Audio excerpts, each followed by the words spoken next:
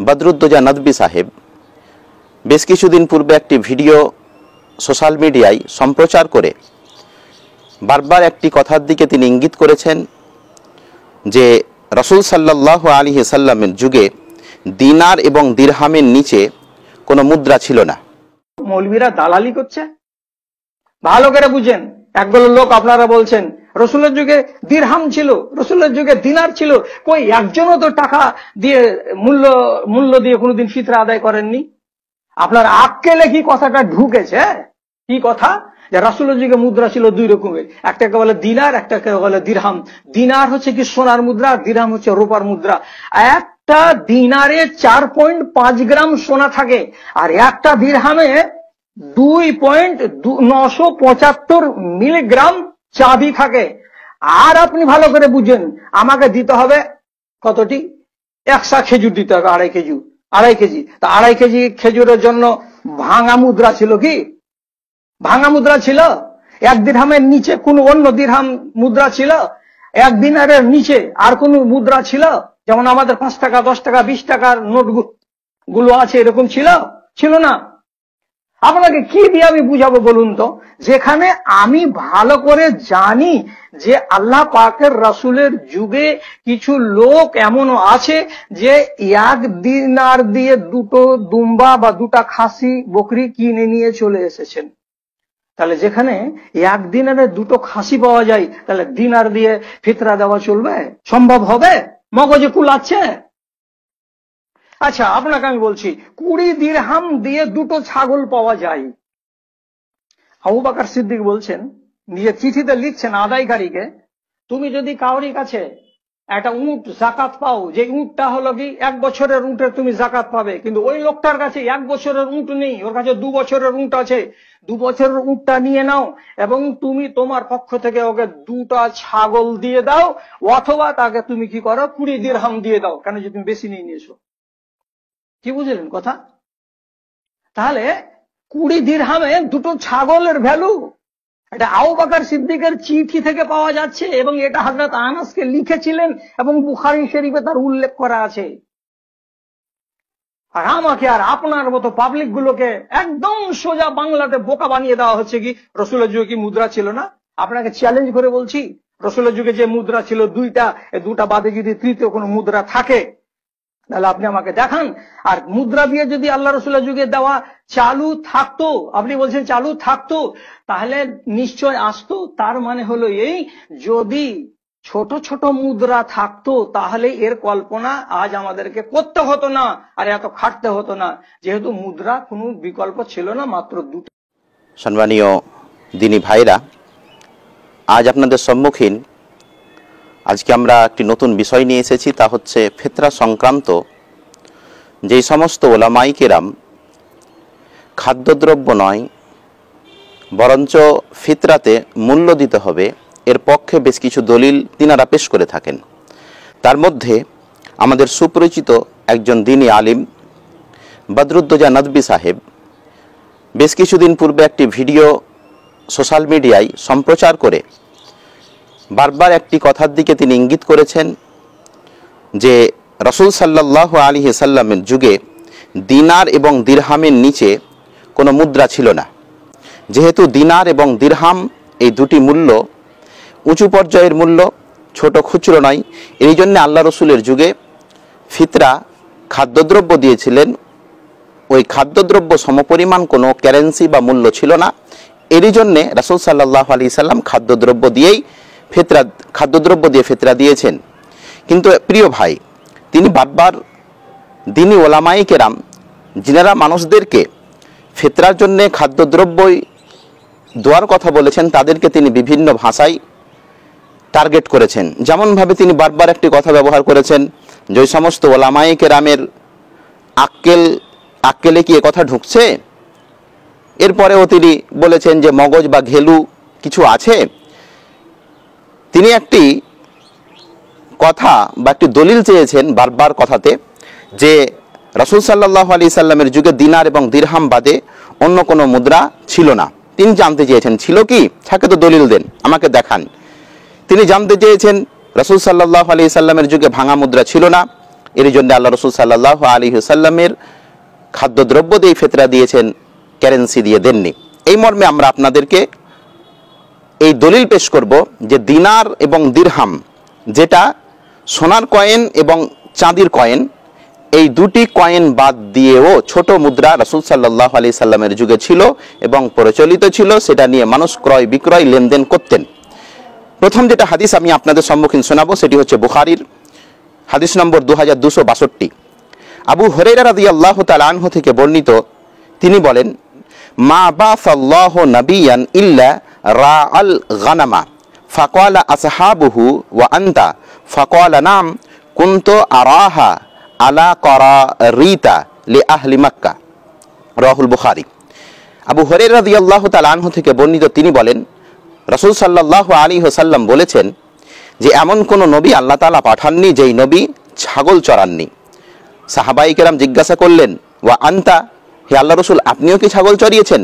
রাসূল সাল্লাল্লাহু আলাইহি সাল্লাম বললেন, হ্যাঁ, আমিও ছাগল চড়িয়েছি। মক্কার লোকেদের ছাগল চড়িয়েছি কিসের বিনিময়ে? কারারিতের বিনিময়ে।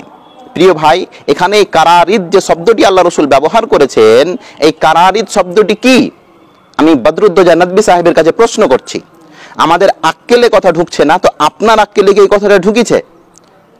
আপনি এই কারারিতের ব্যাখ্যাটা কি করেছেন? আল্লাহ রাসূল বলছেন, আমি আহলে মক্কাদের ছাগল চড়িয়েছি কারারিতের বিনিময়ে। তো এই কারারিতটা কি?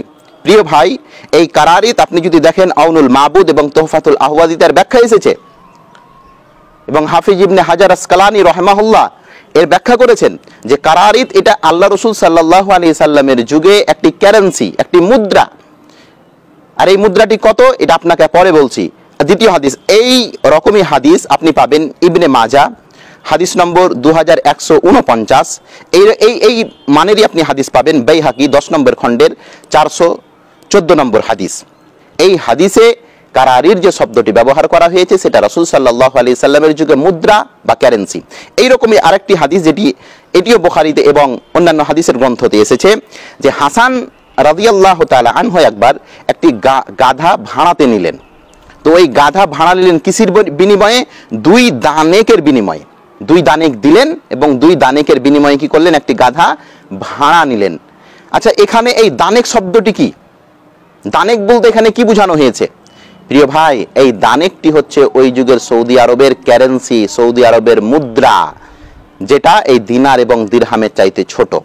এই দুটি হাদিস দিয়ে আমি আপনাদেরকে যেটা বুঝাতে চাইছি, আপনি বারবার আমাদেরকে অকাঠ্য ভাষায়, বিভিন্ন রকম ভাষায় কথা বলেছেন আর বলেছেন বিবেকে কিছু আছে, তখন দিনার আর দিরহাম বাদ দিয়ে অন্য কোনো জিনিস ছিল না, মুলবিরা হাদিস বুঝে না। তো আপনি কি এই হাদিসের মানে বুঝেছেন? আপনি কি বুখারী এই এত নম্বর হাদিসগুলো, বুখারীর এই বাবগুলো আপনি কি অধ্যয়ন করেননি, না এর মানে আপনার কাছে অন্য কিছু? আমরা এই ব্যাপারে আপনার কাছে জানতে চাই। প্রিয় ভাইরা, আমরা আপনাদেরকে এইবার দেখাবো রাসূল সাল্লাল্লাহু আলাইহি সাল্লামের ভাষায় যে দানেক এবং কিরাত, এই দুটি জিনিস ব্যবহার হয়েছে, এটা দিনার এবং দিরহাম হইতে কত।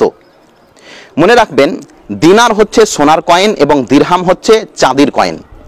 দিনার কথা অনুযায়ী বদরুদ্দোজা সাহিবের ব্যাখ্যা দিয়েছেন যে দিনার সোনার কয়েন, তাতে থাকে 4.5 গ্রাম সোনা, এবং দিরহাম এটা হচ্ছে চাঁদির কয়েন, এটি প্রায় 3 গ্রাম চাঁদি থাকে। তিনি 2 পয়েন্ট কিছু একটা বলেছেন, আমি সেটাকে একটু কথাটাকে বলিয়ে বোঝানোর জন্য আপনাকে বলছি।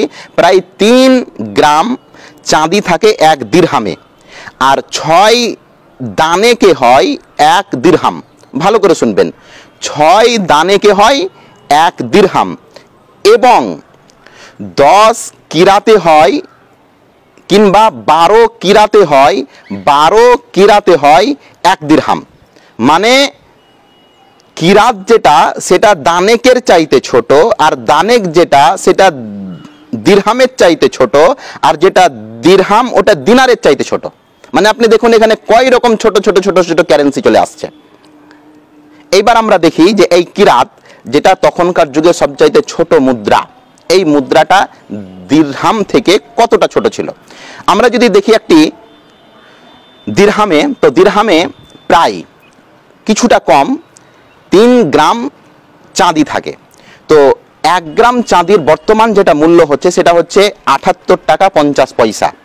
তো 78 টাকা 50 পয়সা 1 গ্রাম যদি চাঁদির মূল্য হয়, তাহলে 1 দিরহামে 3 গ্রাম চাঁদি লাগে, তাহলে একটা দিরহামে 3 গ্রাম যেখানে চাঁদি লাগে, তো এই 3 গ্রাম চাঁদির দাম হচ্ছে 235 টাকা। 235 টাকা।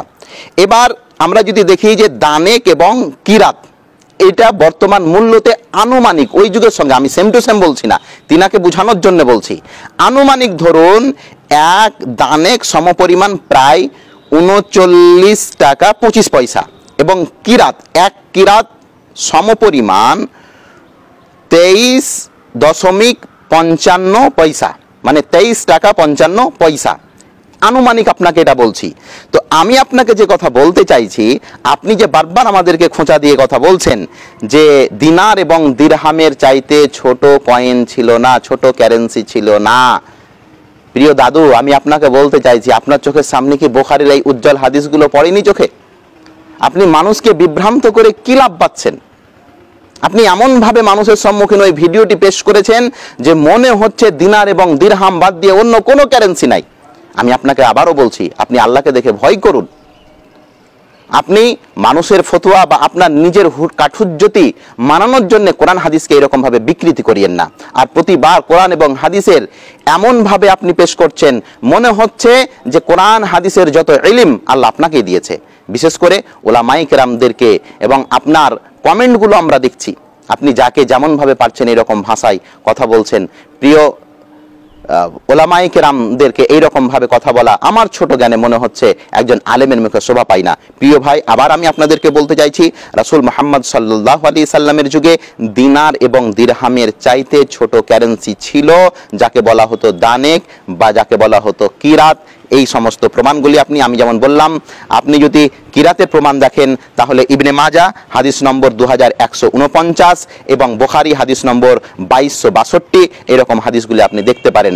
আমরা আশা রাখবো যাতে এর মাধ্যমে মানুষ এটা বুঝতে পারে রাসূল সাল্লাল্লাহু আলাইহি সাল্লামের যুগেও ছোট কারেন্সি ছিল, থাকা সত্ত্বেও আল্লাহ রাসূল সাল্লাল্লাহু আলাইহি ওয়াসাল্লামের সুন্নাত দ্বারা প্রমাণিত নয় যে আল্লাহ রাসূল কোনো একদিন খাদ্যদ্রব্য বাদ দিয়ে, আল্লাহ রাসূল কোনো 1 বছর খাদ্যদ্রব্য বাদ দিয়ে কারেন্সি বা মুদ্রা দিয়ে সাদকাতুল ফিত্র বা জাকাতুল ফিত্র দিয়েছেন। আল্লাহ যেন আমাদের সকলকে এই সঠিক কথাগুলো বুঝার তৌফিক দান করেন, আমিন।